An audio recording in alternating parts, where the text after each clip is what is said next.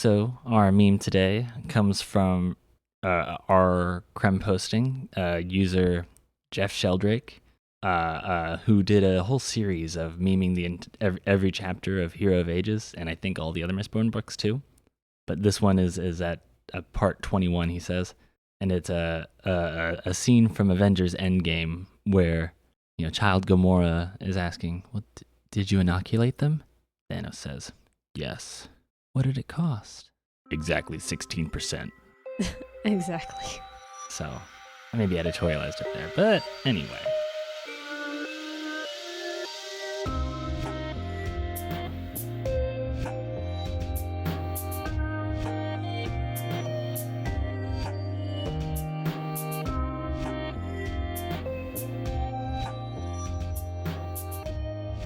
So hello and welcome to Cosmere Casual, your casual reader's guide to Brandon Sanderson's Cosmere for the Cosmere Curious. I'm your co-host and, I guess big bad guy like Thanos, Nick Gorman. I don't know, what's the name for somebody who loves the number 16? 16ophile? Yeah, I don't think that's it. Yeah, I don't like it. It's probably Latin or Greek or something. And I'm your co-host, AJ Gorman. Nice. So today is our Connections episode for Hero of Ages, the third book in Mistborn Era 1, the finale of Era 1. Of Mistborn Era 1, yeah. Which is exciting. We made it through a whole era. Yeah. It kind of felt like it was going to take forever for us to do that. All right, well, we did take we went on a detour after the first one. Well, we put books in between. Yeah.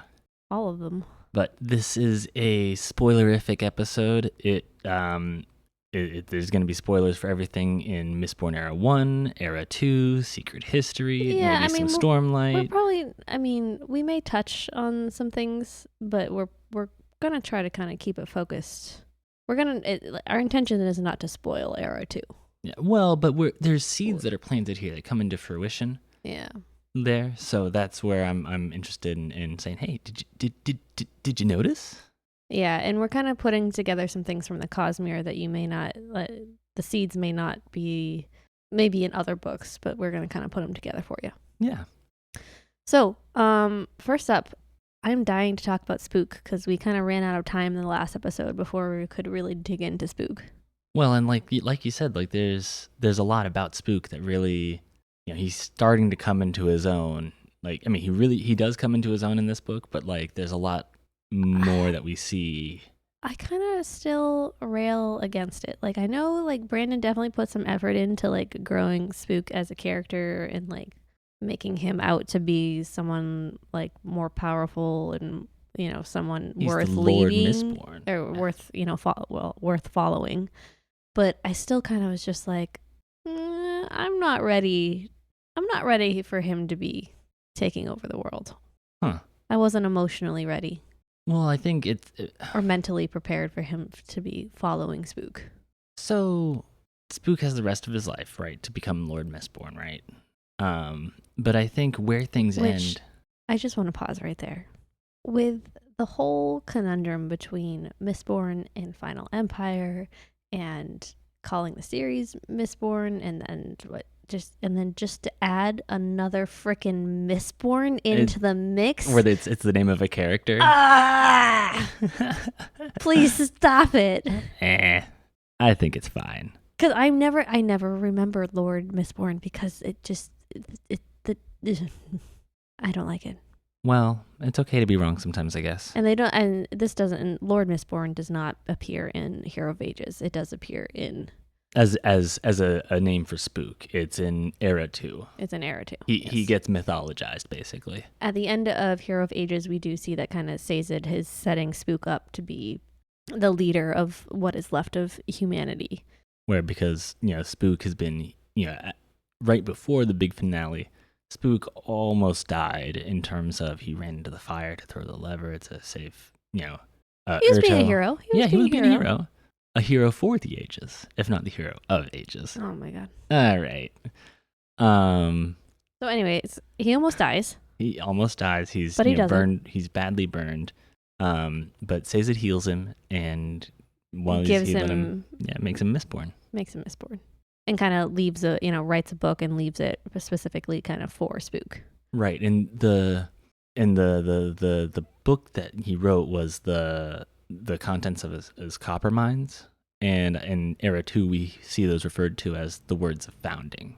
Well, not all of the information from his copper mines were in the book because it was just like a single volume. I'd need to go back and double check. I thought it was, You but think maybe the entire world knowledge can fit in one book?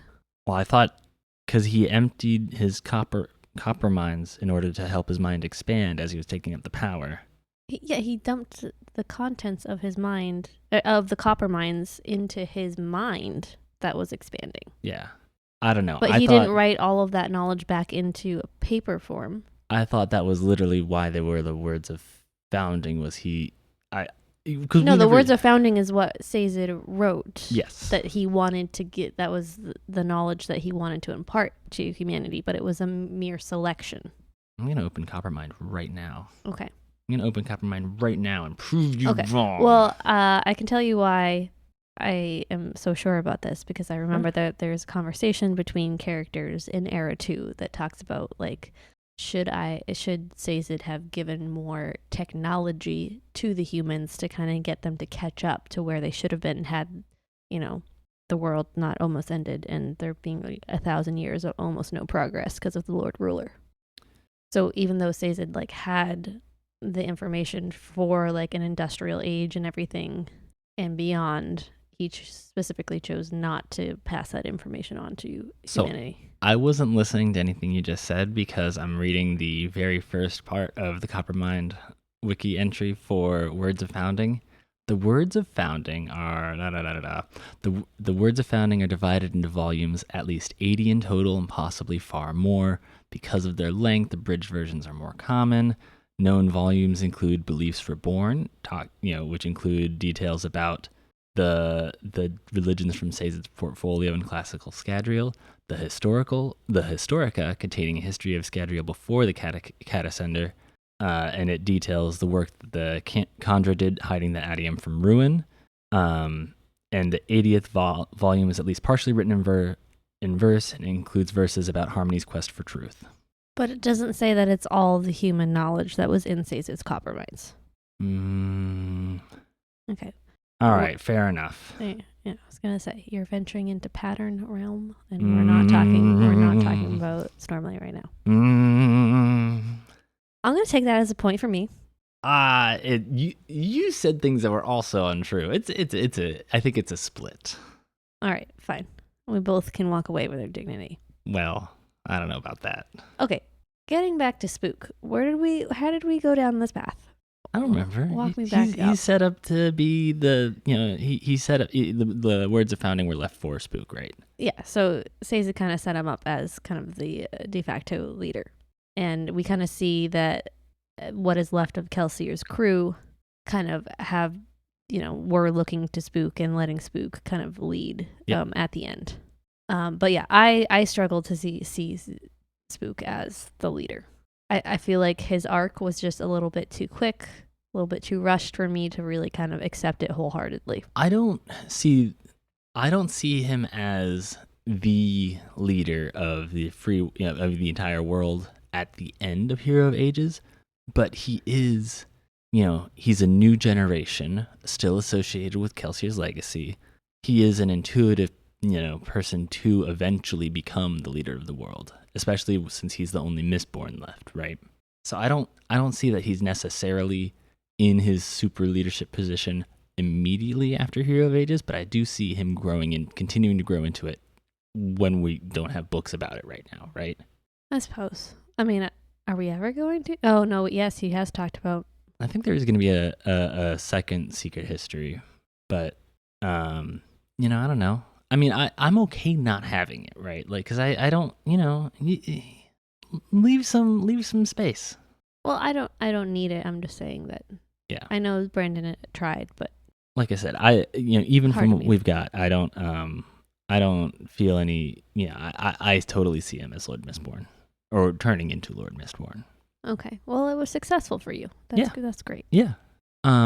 There's some other seeds, placed in this book that, come to fruition in Era 2.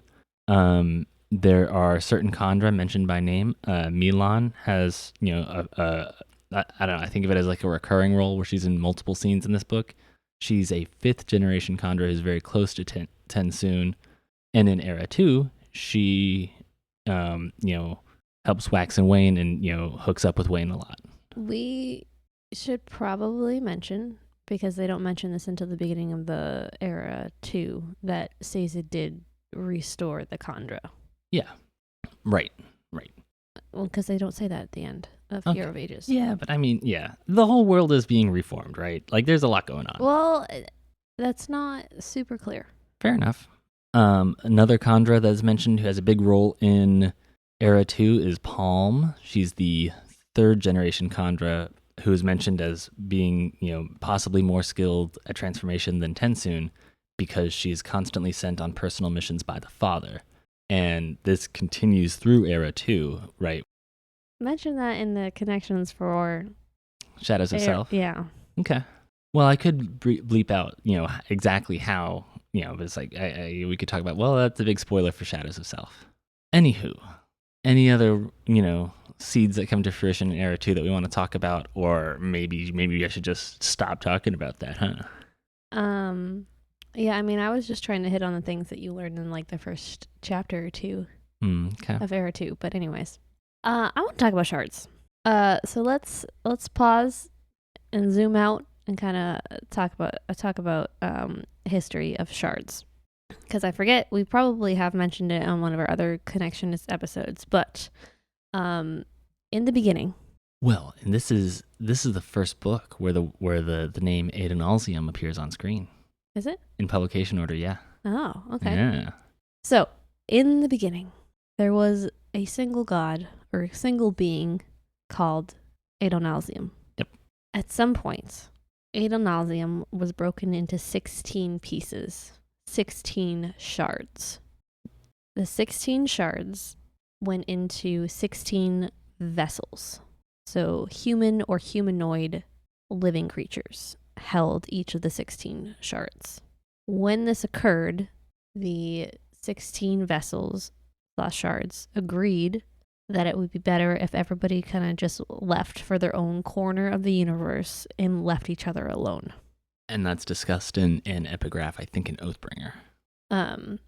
So, Ruin with its vessel 80 and Preservation with its vessel Liras. Well, maybe, hold on. Each of the shards had a different aspect of Adenalsium, right? Yes. So Ruin had the desire of Adenalsium to destroy things, Preservation, the desire to keep them whole. There's other shards, Devotion, Dominion, Odium, Honor, Cultivation, Virtuosity, all them good ones. Some, we don't know all 16 names at this point. I think there's only one that hasn't been named. Only one. But anyways, for this episode, all we care Ruin really and about is Preservation. Ruin and Preservation. So Ruin with vessel 80 and Preservation with vessel Liras kind of bucked that agreement to go off to their own world, and they decided to make their home together on Scadrial. Well, they created Scadrial. Right. Yes. They created Scadrial and they made it their...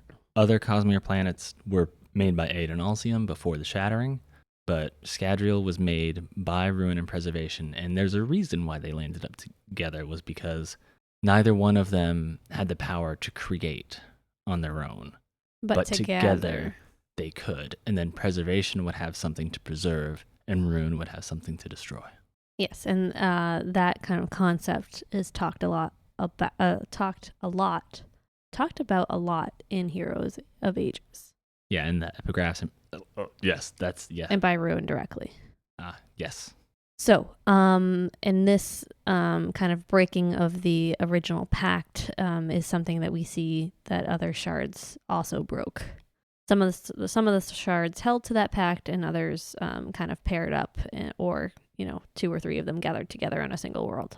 So do we want to go into the history of the world? Like, once upon a time, Scadrial was as close to an Earth-like place as we're going to get in the Cosmere. Mm-hmm. This is a word of Brandon. Yeah, I was about to say, and one of the things about the Cosmere is that Earth does not exist in it. So it's stories that Brandon writes that have Earth in them, non-Cosmere. But he has said that, if it exists on Earth, it likely at some point does exist or will exist on Scadrial. Right. So once upon a time, Scadrial was an Earth-like place. But then things changed. Part of the agreement between Preservation and Ruin when they created Scadrial was that eventually Ruin would get to destroy it. Preservation didn't like that and eventually betrayed Ruin.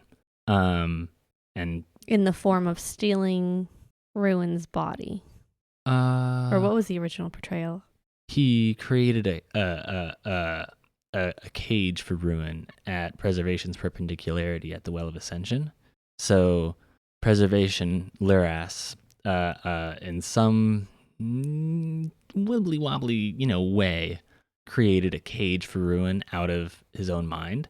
So he sacrificed a great deal of his own power to keep Ruin contained. And Preservation still had a lot of influence in the world, and in particular, the mists came out at night still. But Ruin, not perfectly contained by this cage, used his Shardic influence to help them come out more. And so Preservation's power, which comes out through the mists, began to come out during the day as well and slowly strangle the world. And that was called the Deepness. It was scary. Plants were all dying out because they didn't get enough sunlight. Additionally, Preservation had, before sacrificing his mind, had, kind of like programmed that's the way I think of it. He'd programmed the mist to attempt to injure, aka snap, anyone who was an Allomancer, which wasn't, Allomancy wasn't widely known before Rashek, the Lord Ruler, ascended. So, just people were falling ill, sometimes dying in the mists. It was, just but a really connection scary. was never made because people weren't like ingesting metals. People weren't in the habit of just, gnawing on some pewter. Yeah. And I think a lot of the elements that weren't, a lot of the metals that kind of weren't used commonly, because there were 16, but only 8 of them were known.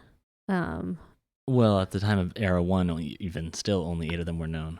Yeah, I think those wouldn't have been trace metals that would have collected in people. Do you think there's going to be a scene in Mistborn Era 3 where somebody bites a gold medal and it's because people do that, at the Olympics. So, well, because gold is an allomantic metal.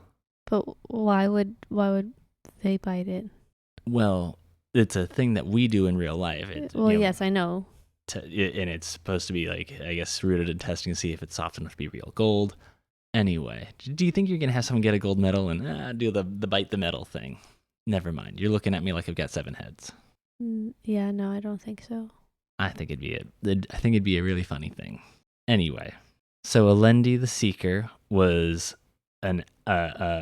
someone who could burn bronze before anybody knew what either of those words mean.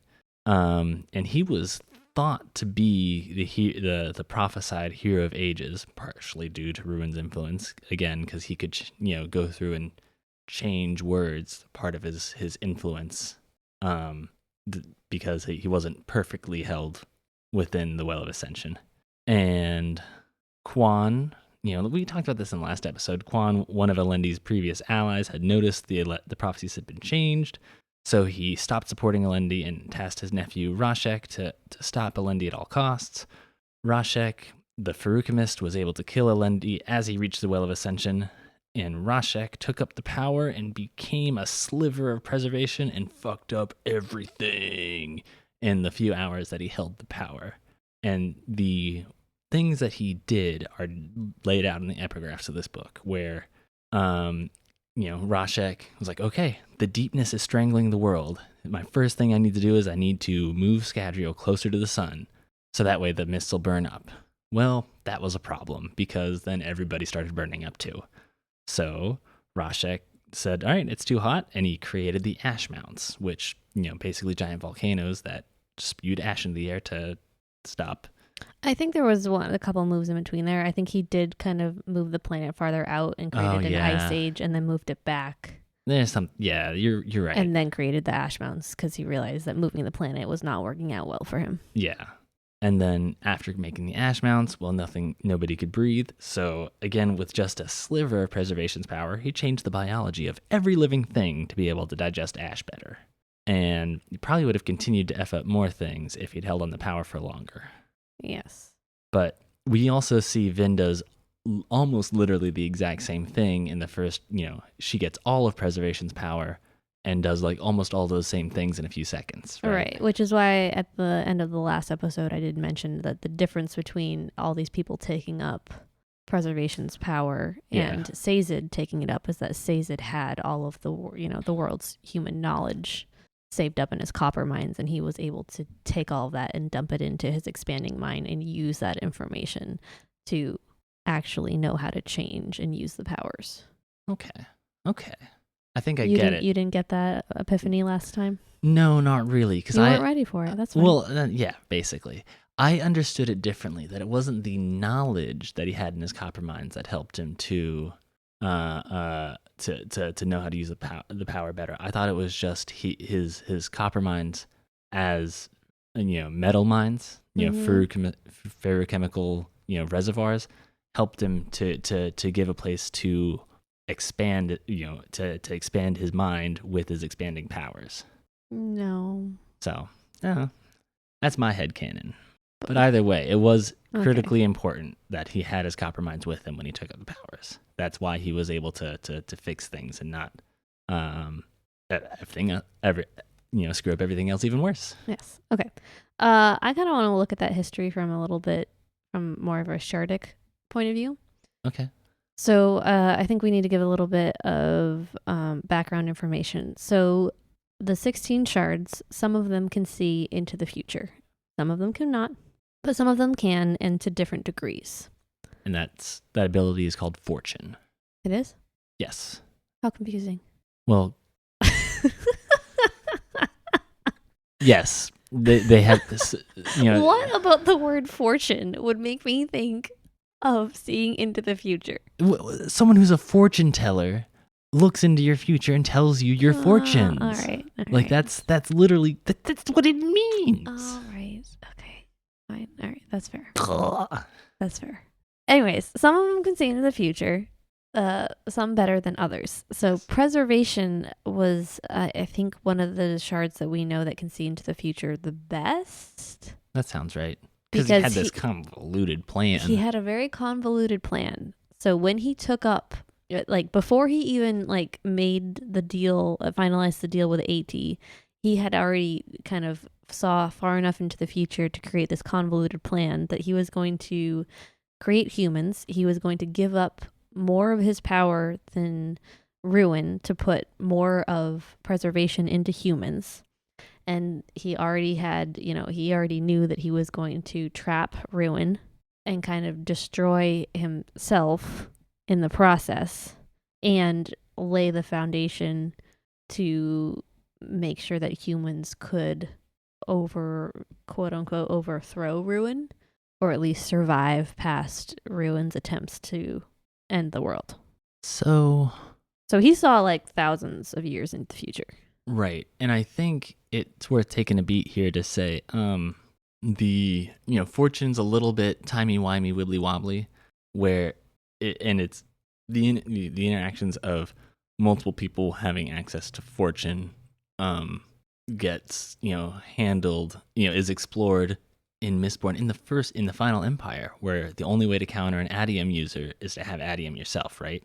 That's because when you have Adium, when you burn Adium, you're seeing the future a little bit. That's fortune, right? And it comes up again in Oathbringer and Rhythm of War in the Stormlight series, where Odium can see into the future, but he has blind spots where there are other people who can see into the future, but they don't extend into forever, right? He has some blind spots, but it's not, So Preservation and Ruin both had blind spots, but Ruin had more and bigger blind spots than Preservation did. So just because Preservation had this plan doesn't mean that he, it wasn't a sure thing. It wasn't a sure. It was a gamble that paid off. Yes. So I did want to kind of go over that history from the Shardic point of view, because Yeah. That took me a while to kind of put together in my head. Yeah. Now, I think it's time to talk about one of the things that I find most frustrating about Mistborn. And that is that each of the magic systems are associated with a shard. So allomancy is supposedly... Is that generally true? I'm not sure. I think that's mostly true, but I feel like there's some edge cases there. Yeah. Well, let's talk about it. So supposedly allomancy is associated with preservation. Yep. And hemalurgy is associated with ruin. Yep. And then feruchemy is, I don't even know, a combination of the two. But it's more preservation-ish, right? Similar to how the humans on Scadrial, they're a balance of preservation and ruin, but they're more inclined to preserve because preservation put more of the power into them. Well, thinking about the relationship between the magic systems and the shard fucks me up every time. Because every fucking time. Yeah, because feruchemy is, feruchemy to me just neutral. Screams preservation. Yes, which is yes. But that's wrong. Well, that's wrong. Well, and if you post such a thing on Reddit, people will be all over you saying that you're wrong. That's because it was like a thing. It was a thing. That was a common discussion point like a few years back. Because it's frustrating. Yeah, it is. Well, right, and it's because, and that's why I, in my mind, I think of both of them as being, at least to an extent, of preservation, right? Because allomancy is literally fueled by preservation of power. It's net positive, right? You burn the metal, you get access to investiture. You're using investiture, right?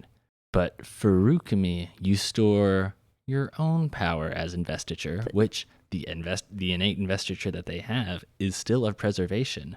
They store their own innate investiture into the metal mind and then draw it out again later. Yeah, to me, that's preservation. Yes, they're both preservation, but in different ways.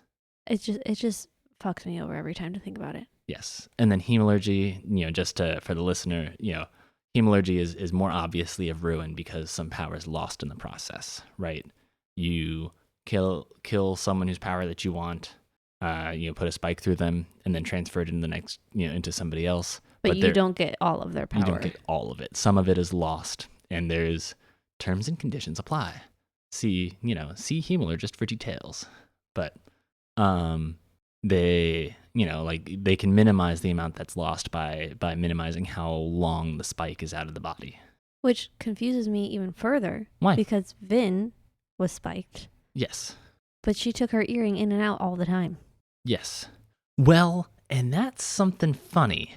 Because we see, can we take a detour and talk about, the magic systems inherently?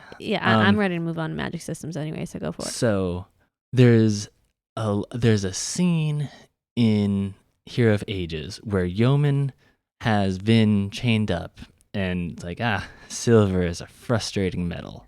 And that warrants some exploring because we see silver in different places in different times. We see it in the Cosmere, and it's special. And we don't, the extent of its specialness has not been, fully developed on screen. But and just for readers or listeners' knowledge, the place where this gets discussed the most would probably be Emerald Sea, right?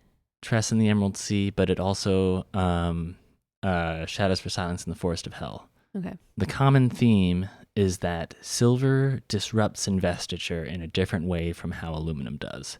Where we know from Yeoman's taunting that it doesn't. It's allomantically inert. I think in this, we don't really see anybody try to push off of it, but the way he describes it, it kind of sounds like it could be the same way that aluminum is. So that's one thing. We also have seen silver used to kill or repel shades on Threnody, Shadows for Silence in the Forest of Hell, as well as used to heal the wounds that the shades cause. To an extent.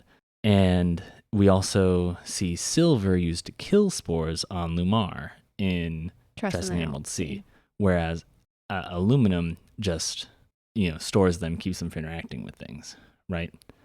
Yeah, no, we don't know all of the details for how silver interacts with allomancy, but I suspect it's important that Vin's earring was bronze but plated with silver. Okay. Which, and because she makes a note that it had been silver plated, but that silver plating was wearing off and yada yada. Yeah, and we don't really, there's not a whole lot of discussion in Hero of Ages of her extra special bronze ability. Correct. Yeah. Do you want to talk about the Adium/Electrum conundrum? The Great Retcon. Yeah. So one of the plot points in the climax to Hero of Ages is that Elend receives a Lerasium bead and burns it and becomes a super strong allomancer, right? Right. And that's because god metals, like Lerasium, can be burned by anybody. One of the plot points in this book is that, well, they've got the Adium stash, but only but only the Mistfallen, the seers, can burn it. But Adium is a god metal, so technically anybody should be able to burn it. So if that were consistent, anybody should be able to burn it. So that's the great retcon. Is in the words of Brandon, it's explained that the Adium we see in all of Era 1 was not pure Adium, but rather, just like any other ore, it came, mixed in with other, elements. And in particular, the Adium we see on screen is really an Adium Electrum alloy. So the seers that we see are actually Electrum mistings. Not Adium mistings. Yeah, go ahead. Which is never, I don't even think they talk about that in Era 2. I think the only way that you're going to know about that is if you read Words of Brandon. Yeah. So we'll mention it here. Yes. So you know that if you're thinking that there's a large plot hole. Well, because there is. We do see Adium show back up again in the Lost Metal. And while we don't see it burned then, the explanation in a Word of Brandon was that burning pure Adium would have a more intense effect than what we see in Era 1. With Adium Electrum. Yeah, and I think I saw that basically you said that it would burning pure Adium would be more similar to like what Elend did, where he burned Adium and Duralumin. You got a wider view of the future, more access to fortune, more intense fortune telling. Look at you using your Cosmere terms. Yeah, I mean, this is our nerd episode. I mean, our Cosmere Connections episode. Okay. So, go ahead. Hemalurgy it's probably the most flexible magic system in terms of basically anybody can be a hemalurgist if they have the right knowledge and intent. Yes, you don't require special powers to be. You don't need to have a special connection to anybody or anything. You don't need to, give up any bonds. You don't, It's all about what metal you're using and where you're placing it. Yes, and who you've got captured. Yeah, and whose soul are you ripping off to add to your own? Yes. So we haven't seen the great power of hemalurgy explored too much in the Cosmere yet, but there's something lurking there. Yeah, I mean, I feel like there's a lot of hemalurgy in Era 1, but there's a whole lot more to find out in the larger Cosmere. Yes. One thing that I do want to make sure that we are very clear and spell out loud is hemalurgy can steal not just Scadrial magic systems, Allomancy and Verukmi. It can also steal any other magic system in the Cosmere. Yep. So this is kind of like the big bad floating over the whole Cosmere. Yeah. It's certainly a very powerful tool for good guys and bad guys, and it kind of seems a little bit inherently bad because you got to stab a spike through someone and kind of kill, Yeah, I forget if there's a Word of Brandon that says you can spike someone without killing them potentially, but we see that on screen in the Lost Metal. It's not a Word of Brandon at this point. It is confirmed. Okay, it's been a while. I thought of something, but I can't remember now. One thing that in this reread surprised me was that Marsh mentions that he taps a metal mine that was also a hemalurgic spike. And I thought that was surprising because normally the same object can't have multiple kinds of investiture, where it's, but hemalurgy doesn't quite work that way, where, okay, yes, your spike, the spike has the thing that's giving you the magic, but then it can still double up as a ferrochemical metal mind. Yeah, layering stuff on top of one another hurts my brain. Yes, well, and that gets explored a lot in the later Stormlight books, like about the resonances between different magic systems. So there's discussion about that in Stormlight 4. Resonances. Resonance. Yeah. No, I know what the word is, but I'm just like, oh my god, this is going to be a nerdy episode, isn't it? This is a very nerdy episode. Oh my gosh. And it gets explored more in Era 2 as well. Yeah, I'm pretty sure I've read Era 2 twice, and I'm still, hopefully I get a whole lot more out of it on the third read, because the first time for sure everything went over my head as far as what was kind of Cosmere connected. Which is so interesting because, like, I agree, but then, like, going back and rereading it, I'm like, man, he really, the epigraphs in particular just, like, really lay it out black and white. That's what I felt about Hero of Ages. I was just like, wait a minute. Like, normally they're just coming out and saying it. This reads like a Coppermind article. It's not. Yeah. But the first time you read it, like, and not being Cosmere aware, you don't like, have the context for it. Yeah, you don't have the context. Sense. It doesn't make any sense. And then on the fifth read, it's like, wait a minute, you just spelled it out. Yeah. Well, yeah. It's plain as day right here. Yeah. Very interesting. Because normally they're a little bit more cryptic and yeah. Yeah, and I feel like as we go back and reread all of these books over and over again, as new books come out, I think we're gonna be having that feeling over and over again. Yes. Particularly with like Stormlight and some of the actions of this Bren. Yeah. Oh, see, I've read some of the preview chapters for Stormlight 5. No, I don't. I'm not. No, absolutely not. But this is our full spoiler episode. Do not mention a single fucking thing. I'm not reading those chapters until the full book is out. Yeah, no, I get it. I don't want to hear it. I don't want to hear it. You want to talk about Easter eggs for like cross Cosmere stuff? Yeah. So now let's get into kind of Kelsier. Oh, okay. So as we mentioned at the beginning, or as we mentioned last episode, there is a whole kind of story behind the story that you find out about in Mistborn Secret History that kind of focuses on, I guess, well, this is spoiler, so it focuses on Kelsier. Yep.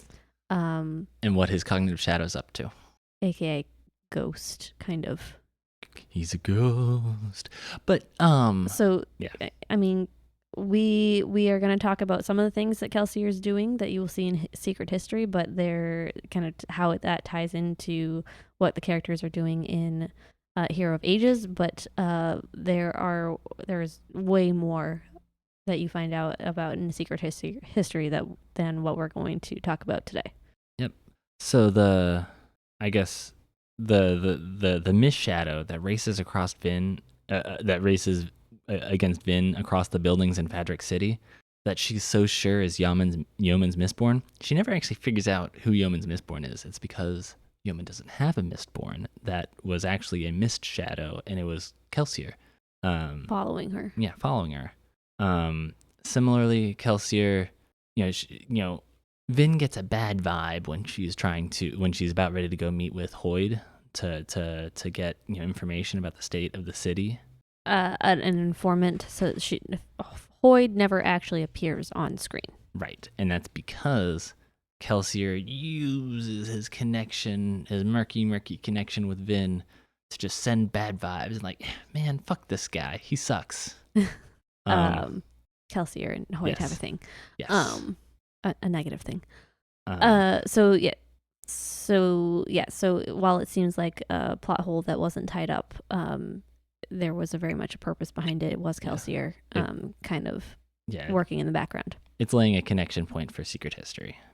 Yes. The other kind of big moment is that I talked about how shards have different vessels. So we see when Preservation's vessel, Liras, dies. Yep. That is the body that drops kind of behind. We don't actually see the body disappear on screen. No, but it's talked about. Yes, in the epigraph. Yeah, so Eland talks to kind of the mist spirit, and then kind of the narration after that says if Eland had looked behind, he would have seen a body kind of drop to the field, and that would be Lyris's body, the vessel's body. So that vessel is gone. So between that time and when Vin takes up the power at the very, very climax, Kelsier is the one who takes up the shard preservation. Yep. He is the vessel, which if it's going through your mind, like, didn't you just say that Kelsier is a ghost? How can a ghost be the body of a god? I don't know. Well, that's explored a lot more in Secret History. Yeah. I was about to say we'll get there when we get there. The other big tie with Secret History is Kelsier is offended that Ruin is using Kelsier's appearance to manipulate Spook and other people as well. But then as well, like the citizen. Yeah, the citizen. When Spook wakes up after nearly dying, saving the city, even in Hero of Ages, we see someone is talking to Spook about things that someone that Spook trusts. Yeah, someone that Spook trusts, and it's but it's speaking to him through a dream. That's actually Kelsier. Yeah, the real Kelsier, yes. not Ruin pretending to be Kelsier. I still maintain that I don't think it's the real Kelsier. We will get into that in a different episode. Let's not add that layer of confusion right now. It's a manifestation of investiture that thinks it's Kelsier. Earnestly believes. You're making my brain hurt. You're making my brain hurt. Anyway, yeah. Getting back on track. So I think those are the three kind of big moments that help make Hero of Ages make sense with Kelsier working in the background. Yep. So there's a few other Easter eggs for connections with other Cosmere books. In the form of world hoppers? Possible world hoppers. Yeah. So Slow Swift, the informant that Vin actually does meet with, the name is an homage to J.R.R. Tolkien, who was also nicknamed Slow Swift.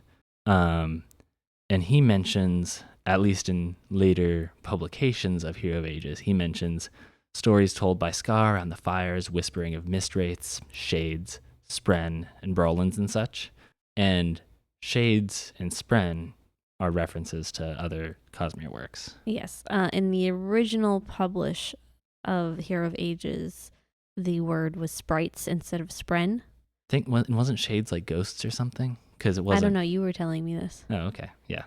But in I think the book that I got, which I purchased, the mass market the mass market paperback, right? Yeah, it had spren and shades. Yes.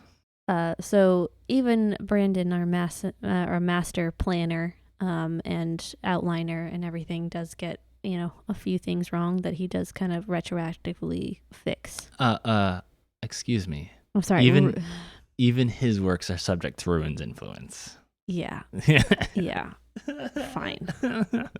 But Slow Swift was another one of those times when he was talking where it was just like, you just come out and say all the Cosmere lore.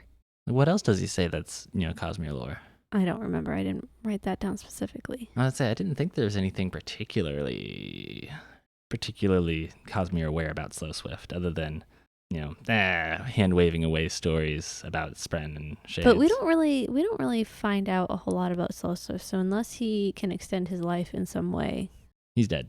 He's dead. Yeah. Okay. So we don't really know we don't know much about Slow Swift. Well, but this is the same theme that comes up again after Era 2 and in things in work set after Era 2, where there are stories that are told by world hoppers that so even among people who are not Cosmere aware or whatever, they get influenced by the mythology of other worlds. And the one in particular that's most noteworthy is Marsh being the personification of death in Scadrial Era 2. Also means that he's the personification of death in Tress in the Emerald Sea, and I think a few others, because there's references to death with his nails in his eyes. Oh, that's right. Okay, even by people who are not world hoppers. Yeah, so you do have people traversing Yeah. the country, transversing the planets and bringing their stories, and Their stories, their the lore, new planets Yep. adopt those. Yes. Yep. Okay. Actually, that's the only other Easter egg I had. Well, We've already talked about the rest. We do have Felt. Oh yeah, what was Felt up to? So Felt was the spy who Eland sent to tail Vin, to kind of check in to see who she was in book 1. Oh, I forgot that. He also has a bigger role in book 2 where he's the one who explains, quote unquote, bigger. I mean, yeah, it's still a cameo role. Yeah, it's still a cameo role. But yeah, he was the one who told Eland about the ways to get in and out of the city during the siege. Yeah. But he is the third son of a very minor nobleman. And he originally worked for House Venture before, the House Venture collapsed and then Eland became What did he do in this king book? and emperor. Did he have any role in this book? He must have, because I wrote it down. Oh, all right. I don't remember him. He doesn't stand out in my memory, and I didn't highlight any. His name must have been mentioned. I don't remember what he did, so I don't think it was that. Yeah, but again, he shows up in Oathbringer. He works for Dalinar as well in the House Guard. Yes. And I love the name Felt. Yeah. Demo, I believe. Demix. Yeah, whatever. Because he has a bigger role. He is one of the Mistfallen. He is a seer. He can burn Adium, really Electrum. And we know he is a Cosmere world hopper. Yes, he's a member of the 17th Shard. And so apparently is his wife, because one of the things that really caught me this reread was that it was so weird to just have these mentions of Demux, flirting with a Terrace woman, and then they were getting married, and then whatever. And then they just seemed very small mentions that didn't have anything to do with the plot of what was going on. So I was just like, there's a reason he put this in here, and I suspect think the payoff is going to be the payoff is going to be in a later book. Yeah, because it didn't make sense in Hero of Ages, but it will probably make sense later. I was even looking for that kind of crap, and I still missed it. Good for you, dear. Do you do most of this reading at night when your brain's tired? Yeah. Yeah. Huh. Gotta pay attention. Yeah, I guess. Gotta take it slow. You actually gotta read every single word and not just kind of there was skim it. Yeah, there was some of that. Yeah. That's all I got in my notes. How about, I guess I have one more thing about one of the epigraphs mentions 9 original Allomancers, which actually contradicts a different epigraph about how there was Allomancy before Rashek ascended. So the way to parse that, which is, confused me for the first few times, was that the 9 quote unquote original Allomancers, or the 9 original Mistborn, were the ones that Rashek gave Lerasium to after he ascended, became the sliver of preservation. And all of the Allomancers in Era 1 are descended from those 9 quote unquote original Mistborn.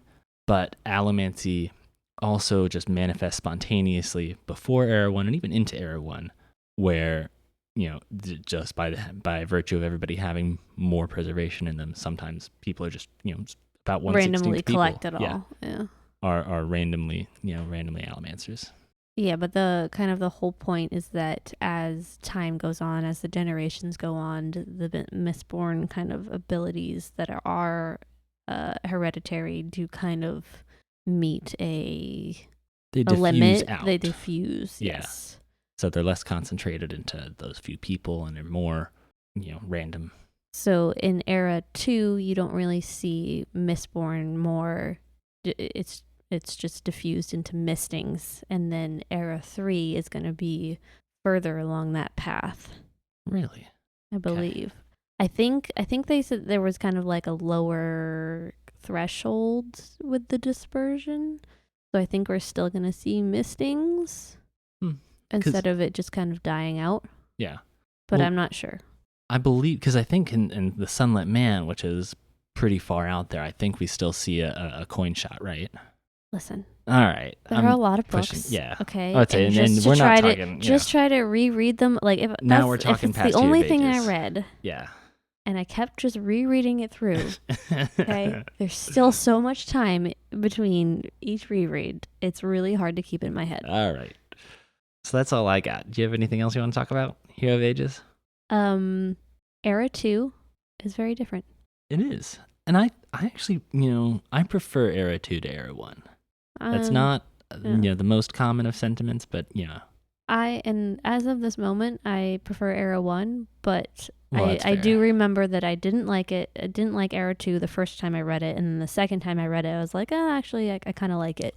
So maybe the third time, maybe I'll be like, I love it. Could be. Like I said, I started out loving it, so. Ba-da-ba-ba-ba. Thanks for podcasting with me, dear. And thank you, listener, for listening to our podcast. I guess, nothing else to add? Well, I was going to say thank you for podcasting with me. I appreciate it. Excellent. So if you want to send us feedback, thoughts, questions, please reach out to us at our email address, cosmerecasual@gmail.com.